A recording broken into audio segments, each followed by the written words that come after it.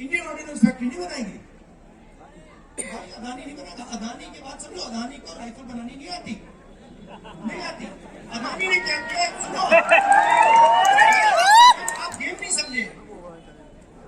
हो क्या रहा है, राइफल बनाते हैं इजराइल के लोग, राइफल बनाते हैं रूस के लोग।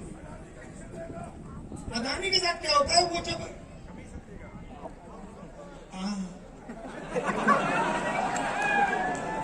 अदानी ने कभी राइफल नहीं बनाई, ना कभी वो राइफल बना सकता है। इजराइल की राइफल बनती है, अदानी जी को पार्टनरशिप दी जाती है कि भैया आप उस कंपनी के साथ पार्टनर बन जाओ, और फिर उस कंपनी की बंदूक हिंदुस्तान की सेना खरीदती है।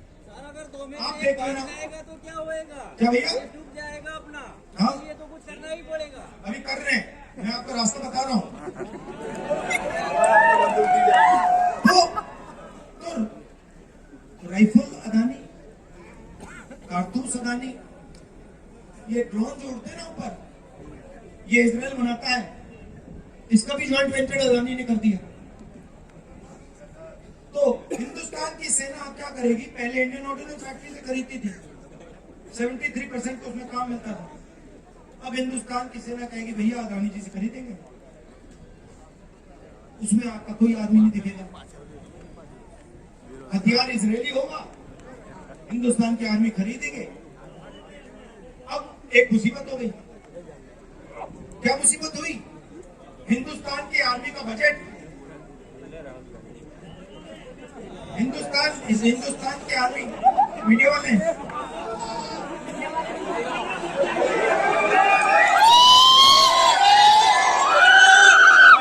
इनके यहाँ पीछे देखोगे बीजेपी की टी शर्ट,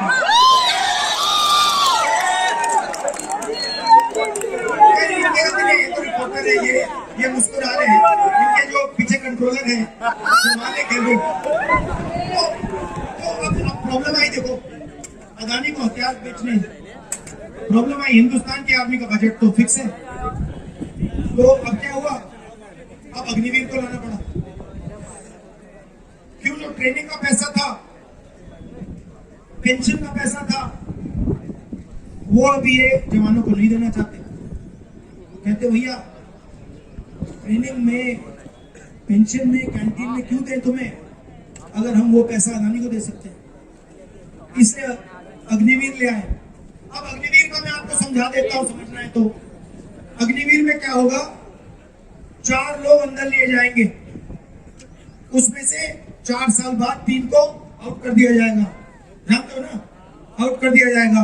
आप लिस्ट निकालना, पता कौन से लोग आउट होंगे, 73% आउट होंगे।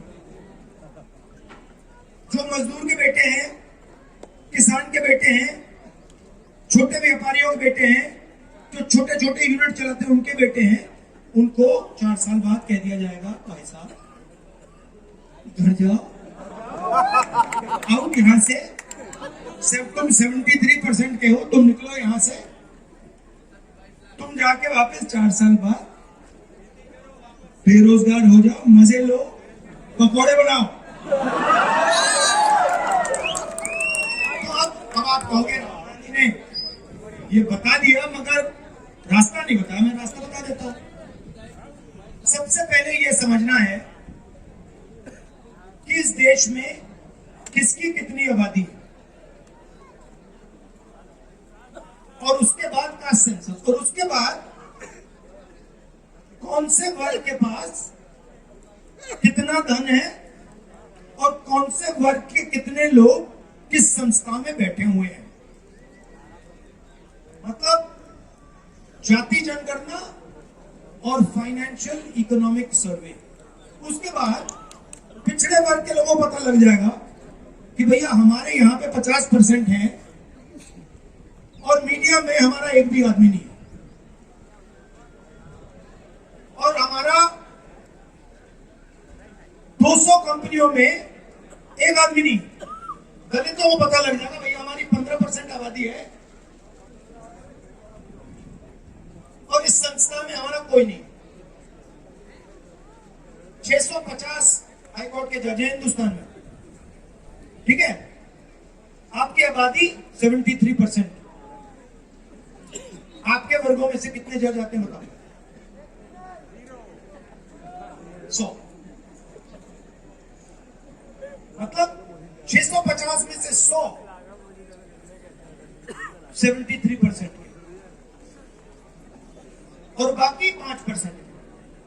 अच्छा, इसमें मैंने गरीब जनरल कास्ट की बात नहीं की, मगर वो भी फंसे हुए हैं। अगर आप देखें, उनकी भी भागीदारी नहीं है। मीडिया में देखो, आपको गरीब का कोई बेटा नहीं दिखेगा वहां। तो हो क्या रहा है? दो हिंदुस्तान बन रहे हैं। एक अरबपतियों का, उनके पास मीडिया का कंट्रोल है। आपने राम मंदिर का फंक्शन तो देखा होगा। हिंदुस्तान के राष्ट्रपति का नाम क्या है? अरे भाई ठीक से बोलो। द्रौपदी मुर्मू। कौन सी वर्ग की? आदिवासी। उनका चेहरा आपने राम मंदिर में देखा? क्यों? ये हाथ में लाओ। क्योंकि वो आदिवासी है।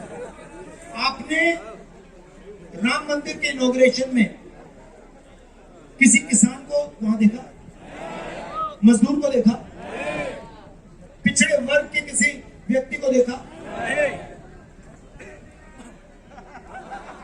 वो झारखंड के चीफ मिनिस्टर को नहीं जाने दिया। तो मेरा कहना है, 2-3% लोग बाकी लोगों पर राज करते हैं। अब आप क्या करते हो? सबसे जरूरी सवाल नहीं पूछते। आप सुबह उठते हो, मेहनत करते हो, कोई खेती करता है, कोई छोटा बिजनेस करता है, मगर आप जो सबसे जरूरी सवाल है, जो अदानी हर रोज सुबह उठ के अपने आप से पूछता है, आप वो सवाल कभी नहीं पूछते। कौन सा सवाल है? अदानी नहीं मन की बात नहीं, अदानी जी जैसे ही उठते हैं अपने आप से एक सवाल करते हैं, और जैसे सोने का टाइम आता है तब एक और सवाल, वही सवाल फिर से करते हैं। नहीं, मुझे हिंदुस्तान का जो धन है उसका कितना भाग मेरे बैंक अकाउंट में गया, वो सवाल अदानी हर रोज पूछता है। वो सवाल आप कभी नहीं पूछते। आप काम करते हो, आप कभी नहीं पूछते कि भैया आज हिंदुस्तान सोने की चिड़िया है, सोने की चिड़िया ने मेरे बैंक अकाउंट में कितना पैसा डाला, आप कभी नहीं पूछते। और वो 24 घंटा यही पूछता है। तो ये मैं आपसे कह रहा हूं, ये सवाल पूछना शुरू करो। बात धन का है, धन का है। आप जानते हो,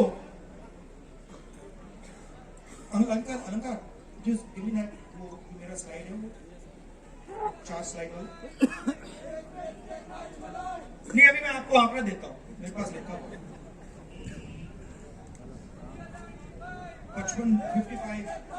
55 people are other one.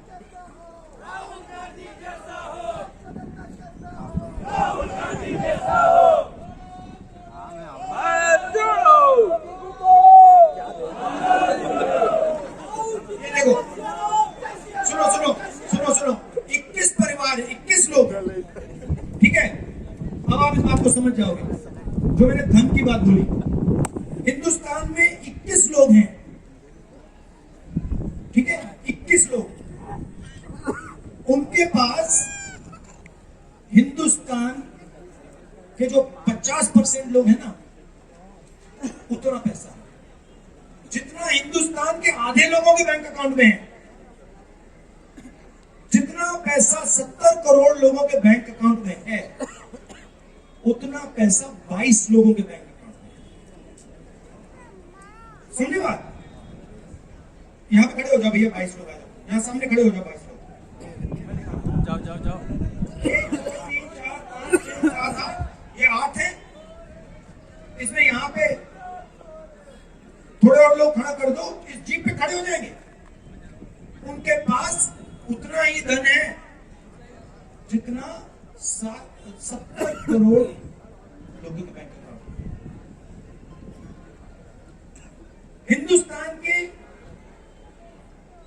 सबसे गरीब 50% लोग हैं, उनके पास हिंदुस्तान का 3% धन है। मतलब जो सबसे गरीब 70 करोड़ लोग हिंदुस्तान में जीते हैं, उनके हाथों में हिंदुस्तान का 3% धन है। और 22 लोगों के पास उतना ही धन है जितना 70 करोड़ लोगों के पास है। और आप अपने आप से सवाल ही नहीं पूछते। होता क्या, आपसे कहते भैया उधर देखो, आप उधर देखते हो, ओ भैया उधर देखो, आप उधर देखते हो, वो देखो भैया वहां क्या हो रहा है, उधर देखते हो, वो देखो भैया क्रिकेट मैच चल रहा है, वहां देखोगे, बॉलीवुड का डांस दिखा देंगे। आपने देखा कितने घंटे अंबानी की शादी दिखाई, भर दिया पूरा, भर दिया। जय जय श्री राम। तो यही सबसे बड़ा सवाल है। और मैं आपसे कहता हूं, जिस दिन आपने ये सवाल पूछना शुरू कर दिया कि भाई हिंदुस्तान की सोने की चिड़िया जो है, उसमें से मेरे बैंक अकाउंट में कितना पैसा आया, उस दिन ये देश बदलना शुरू हो जाएगा। अब मैं आपको रास्ता बताता हूं। क्रांतिकारी कदम जाति जनगणना, इकोनॉमिक सर्वे की धन की बात शुरू करते हैं। धन किसके हाथ में है, कितना धन कहां है और कहां होना चाहिए, यह सवाल पूछना शुरू कीजिए। तब मजा आएगा, तब हिंदुस्तान बदलना शुरू होगा। ये मैं आपसे कहना चाह रहा था। आपने इतने प्यार से मेरी बात सुनी, दिल से आपका बहुत बहुत धन्यवाद। जय जय श्री राम। चीजें भूल गया मैं, जय जय श्री राम। भूल गया। जय जय श्री राम। कल हमने 2-3 ऐतिहासिक चीजें जय करी। जय श्री राम। एक सेकंड। राम। यहाँ पे जो युवा है, मैं आपको कहना चाहता हूँ, देखिए राहुल गांधी जय श्री राम। हमने युवाओं के लिए कल 5 निर्णय लिए हैं। मैं वो आपको पढ़ के बताना चाहता हूँ।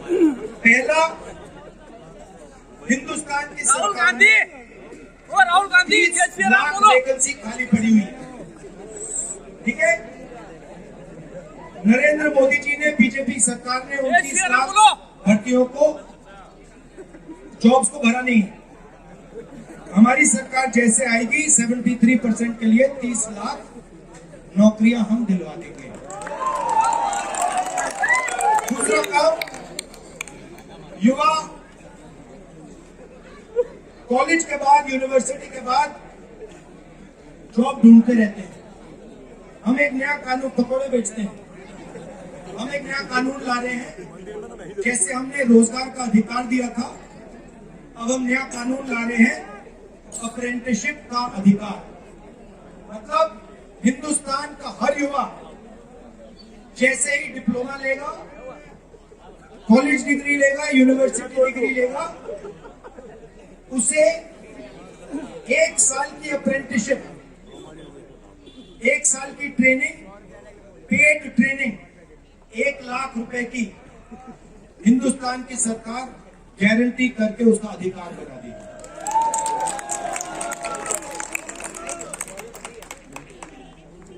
5,000 करोड़ रुपए का कॉर्पस बनाकर हम हर डिस्ट्रिक्ट में युवाओं के लिए, स्टार्टअप के लिए डिस्ट्रिक्ट लेवल, ब्लॉक लेवल पे हम पैसा भेजेंगे। और जो 73% गरीब लोग हैं, उनको बिजनेस चलाने के लिए, बिजनेस शुरू करने के लिए ये पैसा का इस्तेमाल किया।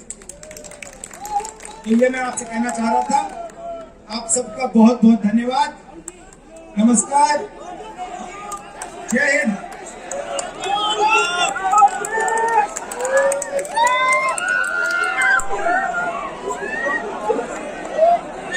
राहुल गांधी।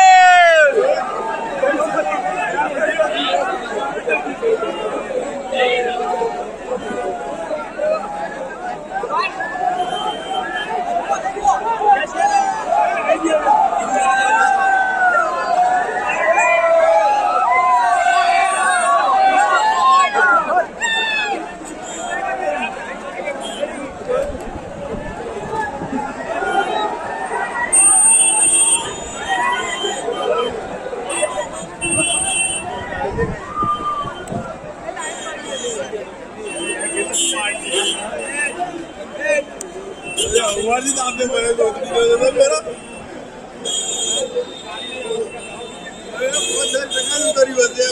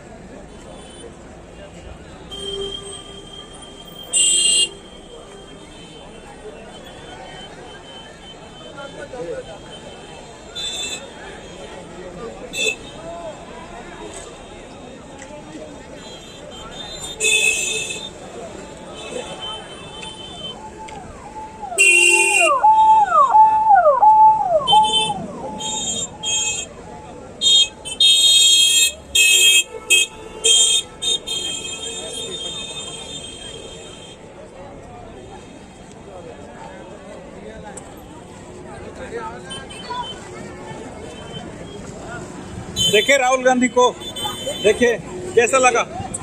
हाँ? बड़ा अच्छा लगा। देखा राहुल गांधी को? देखा अच्छा लगा। कैसे लगे? हाँ?